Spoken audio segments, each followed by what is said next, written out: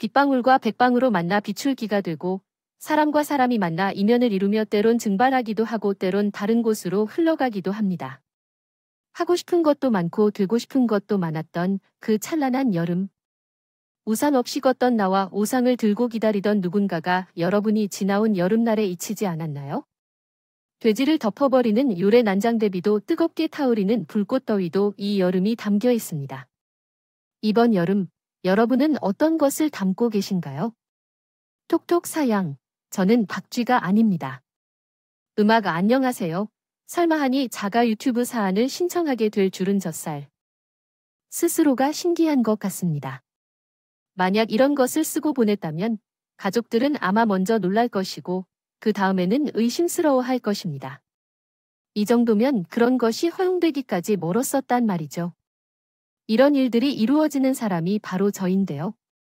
제가 이런 줄 알았는데 나이가 들면서 성격이나 성향이 변화되는 중년 남성분들이 참 많더군요. 그분들 모두 제 통제 속에 있다고 생각합니다. 예전엔 그랬지 않았는데 나이가 들수록 점점 변하는 것 같습니다.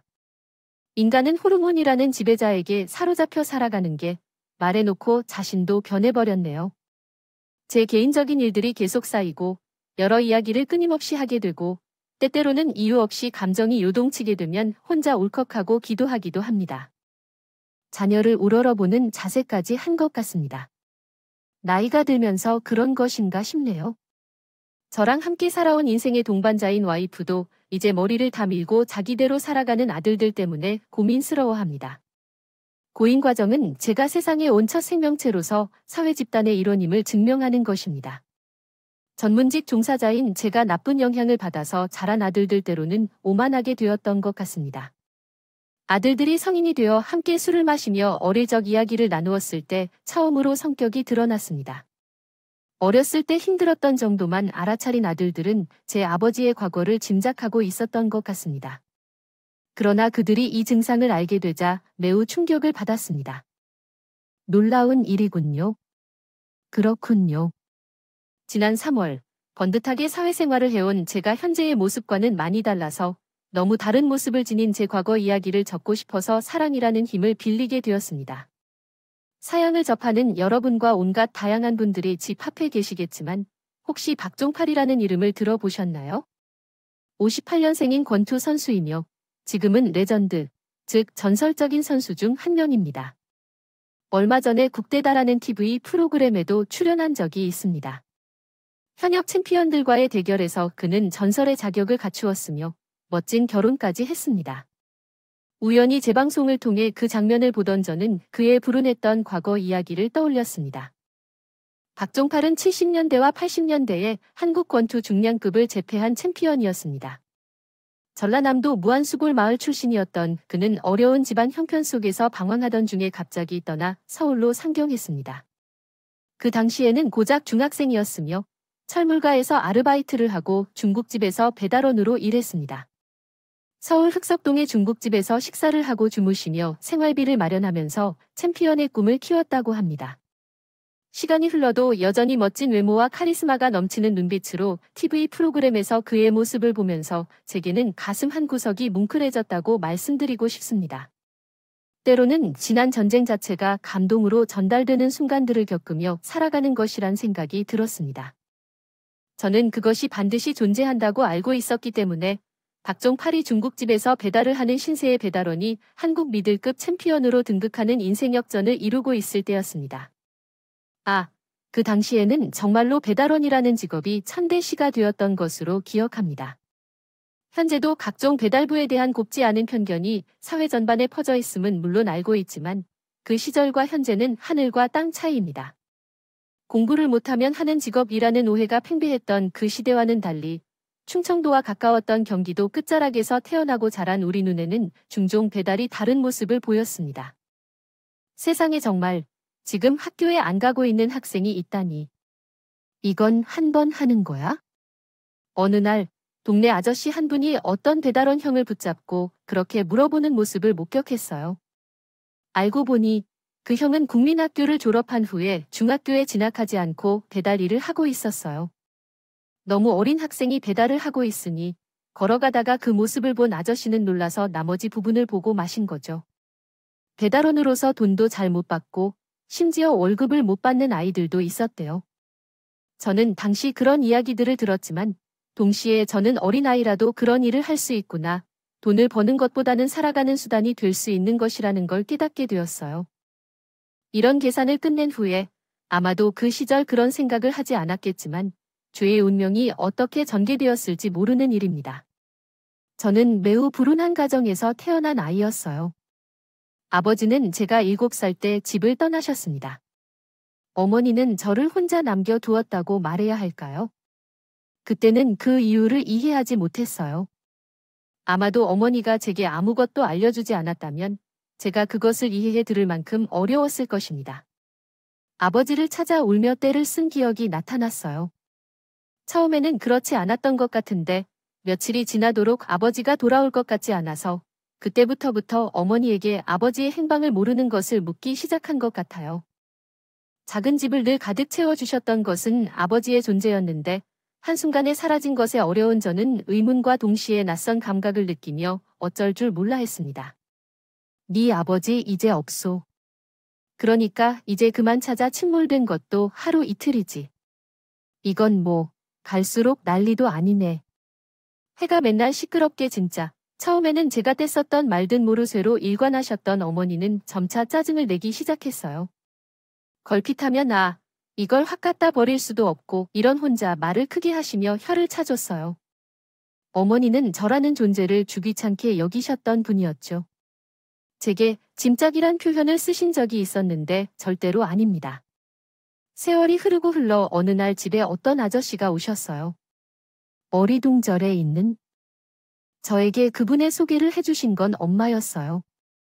이제 아버지를 생각하며 따라오세요.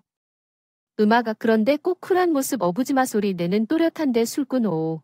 엄마가 그리라면 그런 줄 아셨나요? 엄마보다 정확히 10권 정도 연세를 먹었나 봐요. 만나보니 작은 나이 꽈리졌지만 그분의 진짜 나이는 잘 모르겠어요. 기회가 없어서 여쭤본 적도 없었고 갑자기 닥친 상황에 매우 당황했죠. 그제 그 아저씨가 큰 몸집 뒤에 숨어있는 아이를 발견했습니다. 그 아저씨가 아들이라고 하더라고요. 그리고 앞으로 우리 동생이 될 거라고 말했어요. 7살이면 그런 상황을 파악하고 사리분별해야 되는 거라던데 며칠도 철이 들었어요. 엄마에게 남자친구가 생기신 것 같아요. 나는 아무런 판단력 없이 꼬리를 물고 들어갔죠. 선택지를 갖고 있지 않으며 그저 잠자코 그 남자에게 딸려온 아들까지 더불어 이 주부는 앞으로 집에서 살아야 한다는 사실을 알았다. 이것은 수년이 지난 후에 알게 된 전 사실이다.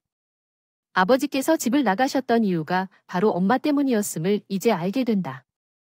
엄마가 자식을 어린 채로 남겨놓고 학대한 것은 정말 나쁜 행위였지만 항상 몰래 바람을 피워 어린 자식에게 그런 고생을 주는 습관이 없으면 못 살 것 같다는 말을 입버릇처럼 하게 된 자기 아내를 더 이상 견딜 수 없었던 것이었다.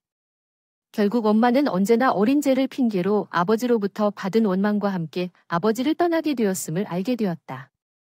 책망을 피하기 위해 썼다고 하셨군요.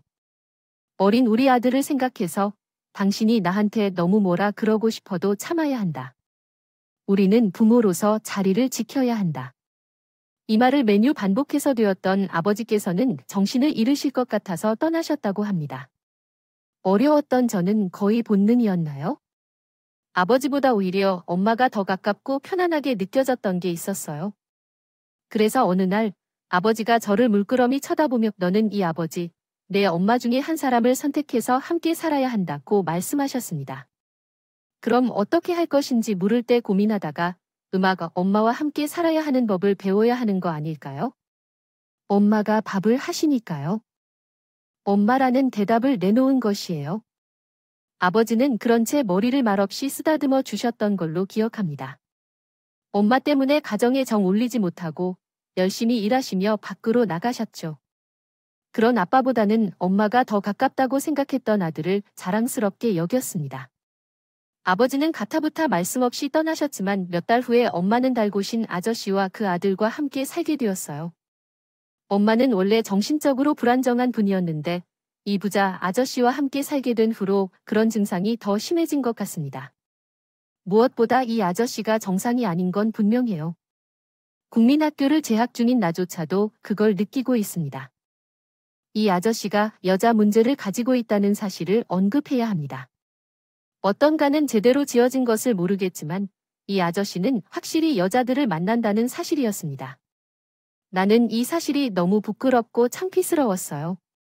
작은 마을에서 그 정도 소문이 번지는 것은 너무 빨리 번져서 그랬습니다. 어머니는 이 아저씨와 자주 다투셨습니다. 그럴 때면 나는 1살 더 어린 그 아저씨의 아들을 데리고 집 밖에 나가 있었어요. 어려운 시기에 형제애가 없어서 어려웠어요. 그 아이는 어린 나이에 이상한 기질이 보여서 자신의 부채로 남자 성향을 본따갈 것이라고 생각했습니다. 충동 조절을 제대로 하지 못하면 뜻대로 되지 않는 게 있으면 거의 발작을 일으킬 수 있어요. 한 번은 그렇게 꾸는 그녀를 섞어야 하는 지경에 이르렀고 서로가 듣기 싫어하며 비밀리에 싸운 적도 있었죠. 저도 속이 쌓인 것들이 제법 있었거든요. 제가 살던 제 집에 살기 시작한 그들과는 전혀 반가워하지 않았고 수년이 지나도록 이 부자에게 좋은 점들을 강조한 적이 없는 아저씨나 오만한 성향의 아들 같은 인물들이 계속해서 싫어지는 이유도 그 때문입니다.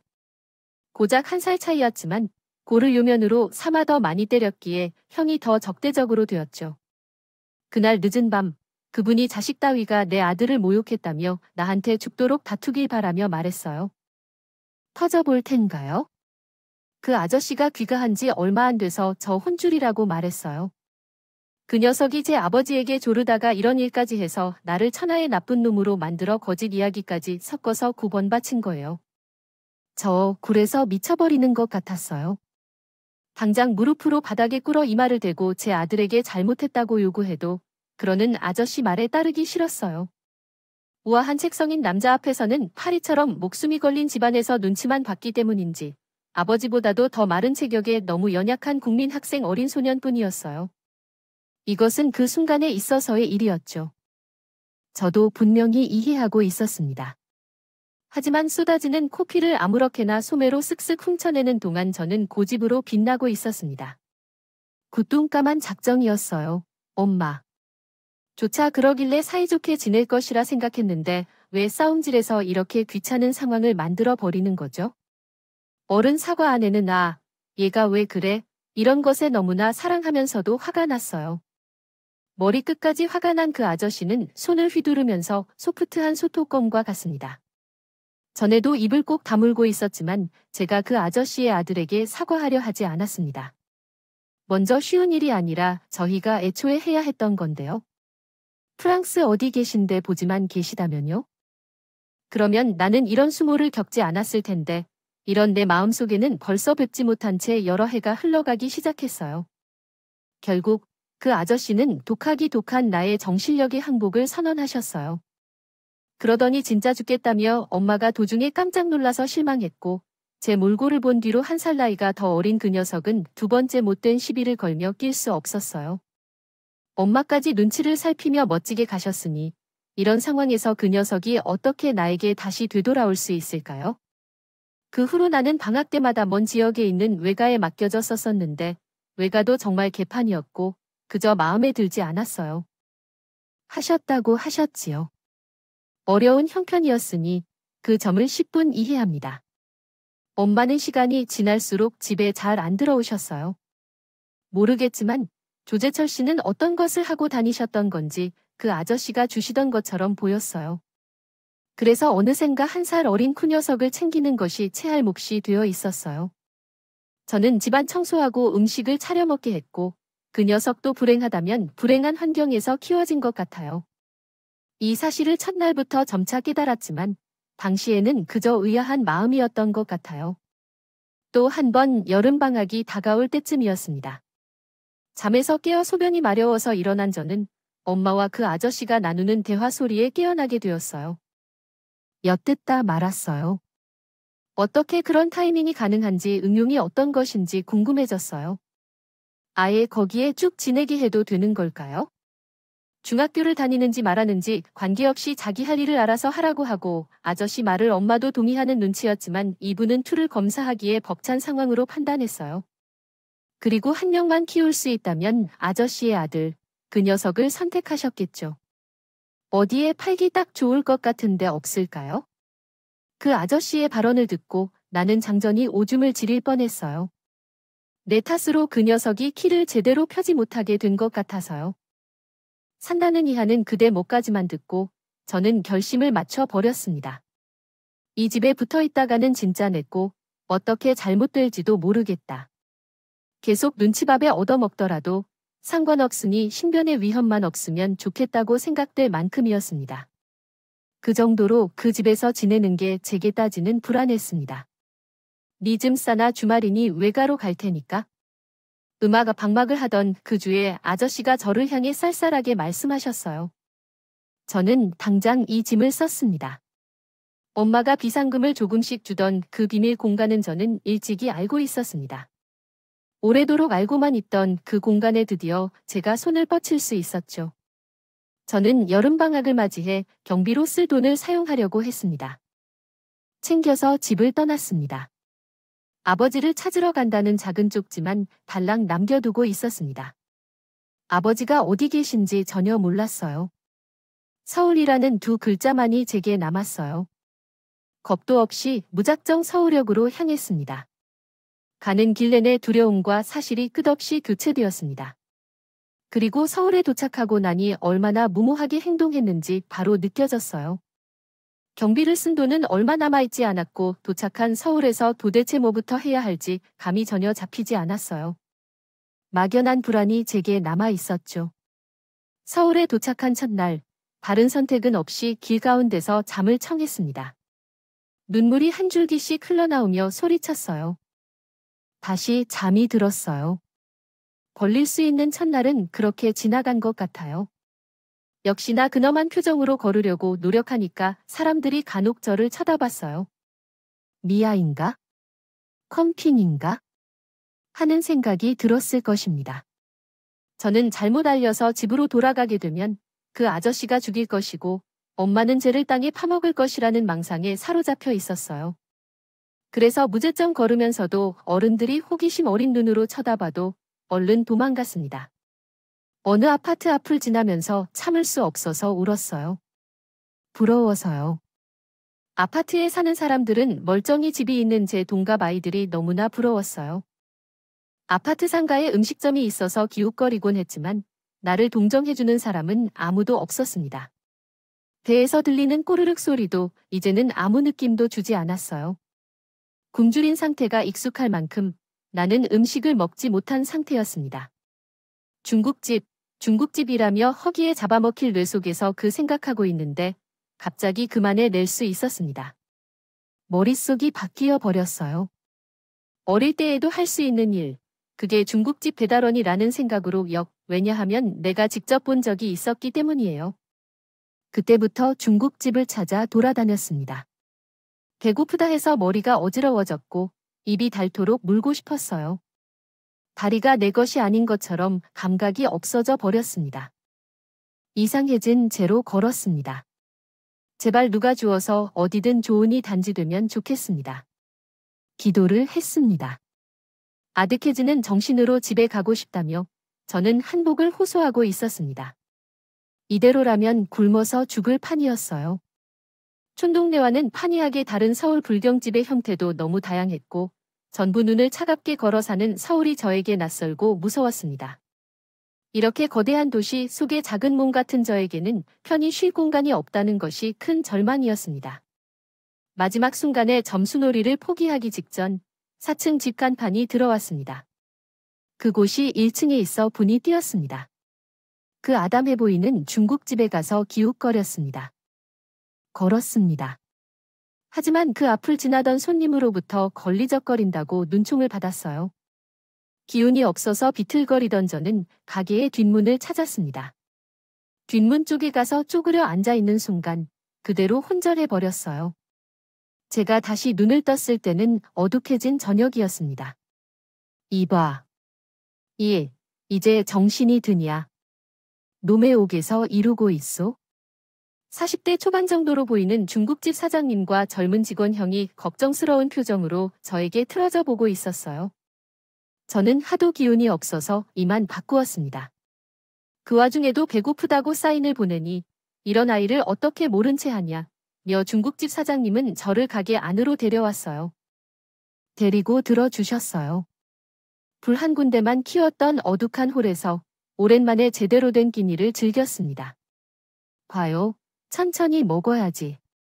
너 반 못 먹은 철만 어딨니?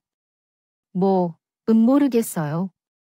먹은 지것도 오래돼서 그러자 사장님께서 깜짝 눌러주시면서 제가 퍼먹으니 막 그랬어요. 얼른 데우셨습니다. 넋 지금 급하게 먹으면 안 된다. 그러다가 타서 죽을 수도 있어. 너 천천히 조금씩 씹어 먹겠다고 하면 다시 주마. 그러고야 사장님이 당부에 대해 말씀하신 것 같았지만 제가 그 당시에는 무슨 말씀을 하시는지 깨우치지 못했어요. 나중에야 조리 있게 다음 그런 이유로 말씀하셨다는 거구나 생각하며 이야기가 진전되었습니다만 사장님의 말씀대로 노후급해서 그때 무작정 먹었다면 전 잘못됐을 수도 있었겠습니다. 배가 만만치 않았기 때문에 밥을 삼켜 내가 덤덤히 뜨거운 국물 마시기에도 정신이 들었어요. 짜장면이 500원에 계획되었던 그 중국집에서 돌연 정리된 시야로 중국집을 둘러봤습니다. 부모님은 어디신가요? 왜 갑자기 여기에 오게 된 건가요? 사장님과 직원들이 번갈아가며 저에게 질문들을 던졌는데 솔직하게 고백할 용기를 내지 못했습니다. 어린 시절 갈망이 뜨겁습니다. 아이가 눈물로 흘러내려서 그렇게 말하기 시작하자마자 눈물이 흘러내려왔다. 한 번 눈물이 터지면 서러움이 밀려오면서 그 눈물은 더 흐른다. 이 나올 때까지 사장님과 직원 형제는 참고 기다려주셨다. 어린이날에 상대 안 보고 무시하지 않았고 그 이후로는 항상 따뜻하게 대해주셨다. 기가바이트에 의해 밀려주시고 엄마가 나를 이겨낼 수 있을 것이라고 했다. 같이 살던 분이 반드시 죽이려 할 것이다. 살려주세요. 살려주세요. 제가 찾아온 것은 살 권한을 가진 사람을 찾기 위해서예요. 여름방학에 외가를 가기로 하지 않고 단지 길을 걷고 싶어서 급한 궁리로 상대의 것들을 따르기로 했다. 친아버지를 찾기 위해 서울에 와버렸다는 것 정도는 정확하게 말씀드렸습니다. 우선 운 내칠 수는 없지. 사장님이 깊은 한숨을 내쉬며 말씀하셨을 때 저는 안도하였고 직원 형은 놀라 자빠지라고 했습니다. 알고 보니 그 형 직원은 사형님에 좋았어요. 그렇다고 무슨 외로 덥석 받아보려요? 직원 형이 안 될 일이라고 하다 큰일 하는 거 아니니 호텔 값이 떨어져도 제 불안한 표정을 보는 사장님은 결심을 고친 뒤였습니다. 너 방학이 언제까지라고 일단 여기 있어봐. 이 아버지인가? 그분도 서울에서 찾겠다고 했으니까. 어떻게 이렇게 신사적인 어른이 존재할 수 있었을까요? 저는 그 순간에 제가 기적이라는 것을 마주했다고 생각했습니다. 촌 동네에서 왔다는 것을 팅하고 싶었던 건지 전 자리에서 벌떡 일어나 바닥에 무릎을 꿇고 절을 올렸어요. 감사합니다. 정말 감사합니다. 죄라도 시켜주세요. 저 하고 싶어요. 절대 당해라. 얼른 일어나 주십시오. 가주씨가 그렇게 무릎 꿇고 이마를 땅에 묻고 살라더니 하셨어요. 이런 순간에 제가 자발적으로 그 행동을 하고 있는 것을 깨달았습니다. 제 마음에서 용기가 니왔던 행동이었기 때문이죠. 그날은 직원 형이 안내해준 가게에 들어가 잠을 청했습니다. 그런 다음 불안과 염이 사라져서 다음 날이 될 때 모든 것이 순조롭고 얼마를 내고 나가는 일을 걱정하지 않아도 된다고 생각했습니다. 저는 53번 가로 가봤어요. 아니, 화가가 머리끝까지 치밀어 오는 아저씨가 저를 찾아내어 엄마와 함께 유럽으로 끌고 가는 상상을 했습니다. 그냥 무언가를 할 수 있을 것 같아요. 빨리 일어나서 얼굴에 물을 뿌리고 여기저기 미나 좀 해봐라. 하지만 다행히도 불안은 현실로 이어지지 않았습니다. 다음 날 아침 얼굴을 씻고 중국집 사장님은 안심한 표정을 짓고 대청소를 시작했습니다. 최근에는 너무 바빠서 길을 잃을 것 같아요. 요즘 세상은 놀면서도 일해야 한다는 거죠. 이번 일에 대해서는 쉬운 게 아니에요. 그러니까 공부를 다 마치고 내년에는 중학교에도 들어가야 해요. 동시에 살아가야 하는 거죠. 사장님은 항상 쉬운 일만 시켜주시면서도 끊임없이 지원해주셔서 제 모험심을 자극해주셨어요. 무슨 일이든 다 해낼 수 있다고 자신있게 외쳤지만 어른들 눈에는 믿을 만하지 않았을 거요. 그리고 사장님은 진정한 지원과 거리가 멀었던 분이었습니다. 제게 음식을 주기만 하셔도 특별한 대가를 바라지 않으셨어요. 그저 여유롭게 안식을 취하고 자신의 편안한 위치에서 공부를 할 수 있도록 도와주시는 분이었죠. 세상은 이런 멋진 사람들로 이루어진 거네요. 아주 커서 사장님처럼 멋진 사람이 될 수 있을까요? 저는 그 중국집에서 아르바이트를 하면서 처음으로 그런 생각을 해봤어요. 다시 말해, 제 미래에 대한 희망과 계획을 처음으로 곰곰이 생각해 보게 됐다는 거죠. 사장님이 저한테 물어보셨어요. 너 공부 좀 하냐? 글쎄요. 잘 못하는 것 같아요. 못하면 못하는 거죠. 나는 또 뭐든 할 수 있을 거라 생각해. 왜냐하면 정말로 열심히 해본 적이 없었거든요. 하지만 반에서는 성적이 좋아서 공부를 잘하는 것 같기도 해서 헷갈려요. 이거 재미있는 녀석이네요. 잘 썼다. 맹한 구석이 있으니 세상이 무서운 줄도 모르고 어리니까 혈혈단 신설이 왔지. 사장님이 제 머리를 가만히 쓰다듬어 주셨는데 그 손길이 아버지를 떠올리게 만들었습니다. 똑똑한 사람으로 자라 다름 아니라. 이건 똑똑한 사람은 그걸 뛰어넘는 게 거뜬해서요. 무슨 말씀인지 모르겠어요. 이가자 보면 알 거예요. 네가 똑똑한 사람으로 잘 안 한다면 자연스럽게 이게 무슨 말인지 알 수가 있게 되어 있어. 전 그때 생각했어요. 앞으로 살아가면서 제가 얼마나 똑똑해질지, 또 얼마나 똑똑한 사람들이 만날지는 모르지만 지금까지 살아오면서 만난 사람들 중에 사장처럼 똑똑한 사람이 없었다고 말씀해 주실 수 있나요? 저는 사장님과 직원형의 조언에 따라 가정한 강의에 따라 집으로 편지를 붙였습니다. 내용의 요점은 이것이었습니다. 더 이상 아버지, 어머니, 그 사람과 함께 살기 싫다는 것이요. 작년이 너무 힘들어서 죽어버리고 싶었다고 내용을 적을 때 사장님 옆에서 한숨을 깊이 쉬었습니다. 그리고 사장님도 한 장의 글을 쓰셔서 그걸 같이 봉투에 넣었습니다. 그리고 정말 놀라운 일이 벌어졌습니다. 여러분, 어떤 일이 일어날지 혹시 이 대목에서 예상이 되시나요? 제가 머무르고 있는 중국집에 찾아온 손님이 있었습니다. 그 사람은 바로 저희 아버지를 만난 적이 없는데 아버지께서 나를 부르시는 것을 기대하며 그때서야 마음이 편해졌어요. 그런데 사장님은 가게 안으로 우리 아버지께서 들어오신 순간 놀랐다고 합니다. 제 눈썹 모양이 놀랍도록 똑같은 남자가 들어왔을 때 바로 눈치채셨다는 것이 정말 놀랍습니다. 아빠는 그렇게 말하시며 나를 꽉 안아주셨어요. 알게 된 바로는 소장님께서 아버지를 찾고 싶어 하시니 협조 부탁드린다며 중국집 정보를 현재에 기재해둔 것이었습니다. 그 정보를 받아본 엄마는 무슨 수단을 써서 아버지와 연락을 취해냈습니다. 제게 아버지를 다시 영원히 찾을 수 없다고 말씀하셨으면서 우리는 그저 소통했던 것이었죠. 아버지는 제가 서울 한 중국집에서 식사하고 있다는 소식을 듣자마자 절 찾으라고 달려왔습니다. 그렇게 부자의 재회가 이루어졌습니다. 만나고 싶었던 아버지를 만들기 위해 맞닿은 순간이 소름 끼치는 기분이었죠. 어설프게 얼떨떨해하던 저는 아버지의 손을 잡고 중국집으로 나섰습니다. 가게에는 직원형이 비운 상태였지만 때를 써서 1시간 동안 기다렸다가 형을 만나고서 걸음을 돌렸어요. 사장님, 감사합니다. 여러 가지 이야기를 전하고 싶었는데 당시에 저는 그때까지 9살이었죠. 한계였어요. 놀무리스였던가요? 원녀 속이 가서 잘 살아봐라 라며 사장님이 환하게 웃으셨습니다. 중국집에 머무르는 동안 새로운 세상을 경험했어요. 그 전까지 전혀 알지 못했던 세계가 이미 달라져 있던 것을 알게 되었습니다. 아버지와 살며 덕이 많이 변한 거예요. 갑자기 이 세상에 기여하는 멋진 어른이 되고 싶다는 열망이 생겼거든요. 아버지와 함께 본격적인 서울 생활이 시작된 지 얼마 안 된 것 같아요. 엄마가 돌아가셨을 때 정확한 이유를 알지 못했지만 시간이 지남에 따라 급성 알코올 중독으로 인해 돌아가셨다는 것을 깨달았습니다.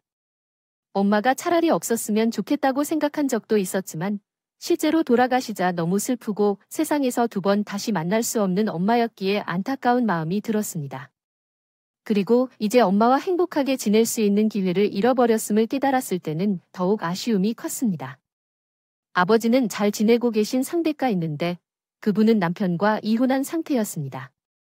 처음부터 따뜻하게 대해주셨고 제가 겪었던 서러운 일들과 함께 무작정 상경한다는 선택에 대해 이야기할 수 있었어요. 겪었다는 일화를 들려주셨어요. 그래서 저 또한 처음부터 마음이 들었습니다. 저는 중학교를 졸업하기 전에 정식으로 부부가 되었어요. 이분은 제 인생에서 두 번째 엄마로 맞이하게 됐죠. 중학교를 졸업하는 날을 기념하여 중국집을 찾아갔습니다. 그리고 화들짝 놀라며 말았습니다. 중국집이 운영을 하지 않고 외부 정리를 하고 있었어요. 다행히도 사장님을 발견하여 그나마 가슴을 쓸어내렸습니다. 서울 들어가는 중 사장님이 더더러 웃음을 터뜨리며 가게를 정리하게 된 전말을 알려주셨죠. 정년에 경쟁업체가 근처에 두 곳이 생겨서 힘들지만 쉬는 사지는 사성님의 가족들에게 사정이 생겨서 그쪽으로 꼭 가야 한다는 얘기군요. 원래 그쪽이 고향이라고 하셨군요. 감사합니다. 주님께서는 그때까지의 전 사장님 운이 잊혀지지 않을 테니까요. 이어질 녀석이의 목소리는 그 성걸고 르 녀석이었고 선물을 받았을 때에도 전부 다 올려버리네요. 그래 나도 너 아니지 말라며 사장님께서는 보는 사람의 마음도 시원해지게 하는 웃음을 크게 짓고 있었던 모습이 마지막으로 기억에 남네요. 저는 공부에 큰 재능을 가진 편은 아니었지만 다른 재능이 있었어요. 바로 끈기였죠. 되기까지 밀어붙이는 뚝심이 남들과는 차별점이었습니다. 대장이 남달라서 시험 앞에서도 떨지 않았습니다. 가족들이 응원을 받으며 꿈꾸게 된 것은 의사가 되는 것이었어요. 계기가 정확하게 무엇이었는지는 확실히 기억나지 않습니다만 엄마께서 돌아올 것이라 믿고 곱씹다 보면 의식적으로 의사가 되고 싶다고 생각한 것이 무언가 작용했던 것 같아요. 세월이 흐르는 동안 그 꿈을 이룬 의사가 되었고 저희의 인연을 만나 사랑하는 아내와 가정을 꾸리게 되었죠. 제 목숨과 맞바꾼 행동은 전혀 아쉽지 않은 소중한 아들들을 얻게 되었습니다. 어린 시절의 힘든 시간은 4월에 흘러내려가고 사회적으로 성공적으로 평가받을 수 있었습니다. 사람이 되어 의사 생활을 했던 적도 있었지만 그는 이미 지나간 날의 일이었습니다. 나이 들어가는 일상을 살고 있었는데 쌓아온 경험도 다양했습니다. 어떤 사람들은 원장님과 술을 마시는 친구였고 또 다른 한 의사 후배는 영원의 협력병원에서 일하고 있었습니다. 한 달에 2번씩 그 협력병원을 방문해 어르신들의 상태를 확인하는 업무를 하며 실력을 보여주고 있었습니다. 제가 친한 원장님의 지인이 요양원에 들어간다고 해서 그곳을 방문하게 되었습니다. 그 지인 또한 방문 진료를 받기 위해 그곳을 방문하게 될 예정이었습니다. 선물을 사서 시간을 내어 가기로 했습니다. 그날 방문했던 날이었습니다. 그날 저는 오래 흘러간 세월을 단숨에 지워줄 존재를 마주하고 말았습니다. 청암의 가운데에 있는 작은 옥이라서 그 당시에도 특이하다고 생각했었습니다. 설마 동영이겠지 무심코 이름표를 보고 말았을 때 저는 그 생각부터 했다. 하지만 이름표의 주인을 찾아 유심히 뜯어보는 제 자신을 막을 수가 없었습니다. 노인장이신 하나님매를 확인한 순간 저는 모르게 가까이 다가가 이렇게 말했다. 사정률 음아가 그런데 마주친 눈빛이 확실한 것입니다. 총알을 사정미. 재차 질문을 받고 난 후 나는 눈가가 뜨겁게 느꼈어요. 그분이 빙그레한 미소를 짓기 때문입니다. 나를 어째서 얼어있는지 그렇게 말씀하시는 사장님이 너무 여전하다는 생각이 들어서 저는 그 순간에 이상한 아비가 될지도 모르겠습니다. 하지만 행복감을 맛보았습니다. 접니다. 조언해 주신 분들은 이를 기억하실지 모르겠으나 아사 직전까지 가서 뒷문에 쓰러져 있는 저를 거두어 주셨죠. 먹인 다음 재워주시고 또 제가 지내도록 허용해 주셨습니다. 의사로 일하면서 오만 가지 상황을 다 맞닥뜨렸으나 경험 한 통에 적은 없었습니다. 제가 잘 나서 있는 게 아니라 천성 때문에 그런 것입니다. 그런데 예고 없이 마주하게 되면서 기막힌 우연인지 운명 같은 순간에 사장님께 제 소개를 하는 동안 목소리가 너무 떨리고 가슴이 두근거렸습니다. 혹시 쟤를 기억하실까요? 음악 하다마다 사장님께서는 한눈에 봐도 너무 야윈 모습을 하고 계셨습니다. 내가 그때 그랬지 않았을까 싶어 하지만 그래도 옛날처럼 시원한 웃음을 보셨어요. 내가 잊어버렸는지 아닌지 확인하러 왔습니다. 그래서 그 맥락에서 제가 이렇게 유령 같다는 걸 처음 본 순간 알아보셨지요. 그러시면서 눈가에 눈물을 다시금 몰래 흘리고 계셨어요. 저는 갑자기 다리에 힘이 풀려 모습을 보였습니다. 그리고 침대 옆에 무릎을 꿇은 자세로 울고 있었습니다. 뜨거운 이불을 꽉 덮고 있는데 사장님은 나의 손을 잡아주시며 가만히 눈길을 거두셨어요. 그런데 새싹이 틀려서 순간이 찾아왔습니다. 사장님은 여성의 생리주기에 관해 이야기하시던데 제가 되어 있다는 것부터 어떻게 살아왔는지 생각하니까 가슴이 떨렸습니다. 그 자리에서 내 안에 숨겨진 어린아이 같은 순수한 본능이 갑자기 나타났어요. 결국 사장님의 이야기를 들으며 내가 살아온 이야기도 공유할 수 있었습니다. 옛날에 직장 동료 한 명이 어떻게 지내고 있는지 궁금했었는데 그는 큰 옹이라는 별명으로 불리는 곳으로 세상을 떠나셨다. 이민 갔다고 하더라고요. 정말 가슴 아프게 하는데 기력으로 3살이고 말자가니 얼마나 행복하셨는지 알 것 같아요. 그분은 확실했던 분으로 중국집에서 나오다가 성공을 거두셨고 대박이라는 이야기를 들었어요. 그래서 사장님이 제게 걸어오실 때마다 지난 날을 생각하며 다시금 돌아본다는 느낌을 받았고 가족들도 인사할 수 있어서 기뻤어요. 몇 년 전 사장님께서는 제게 한 이야기를 들었다고 말씀하셨습니다. 그 이야기는 굶어 죽어가던 아이를 살려서 그 아이가 자신의 아버지를 찾을 수 있게 해준 것이었습니다. 그 이후로도 저는 사장님의 가족분들과 좋은 관계를 유지하고 있습니다. 하지만 제가 제외된 뒤로는 오랜 시간이 지나지 않아 사장님께서 갑자기 한 새벽에 돌아가셨습니다. 이후에도 필요한 부분에서 도와드리고 있습니다. 이를 통해 나 또한 삶과 사랑에 대한 의미와 가치를 되새겨가고 있습니다.